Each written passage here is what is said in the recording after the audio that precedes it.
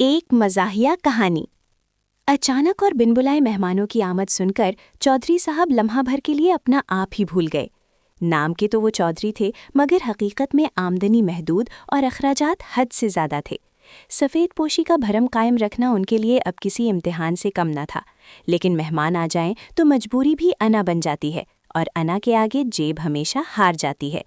مہمان کمرے میں آ بیٹھے تو کچھ دیر بعد چودھری صاحب باہر نکلے اور نوکر کو کھانا تیار کرنے کا حکم دے دیا۔ نوکر نے دبی ہوئی آواز میں ہمت کر کے کہا، حضور گھر میں تو بس سبزی یا دال ہی ہے۔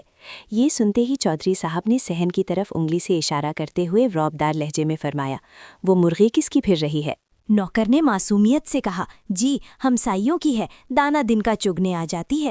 چودھری صاحب بولے، دانا چگنے آئے یا بیٹے کرنے، فرق کیا پڑتا ہے؟ جاؤ پکڑو اور ذبح کر دو۔ یہ حکم دے کر وہ فخر سے سینہ تانتے ہوئے دوبارہ مہمانوں کے پاس جا بیٹھے۔ چودھری صاحب مہمانوں کے ساتھ خوشکپیوں میں ایسے محو تھے جیسے واقعی گھر میں مرغیوں کی فوج موجود ہو۔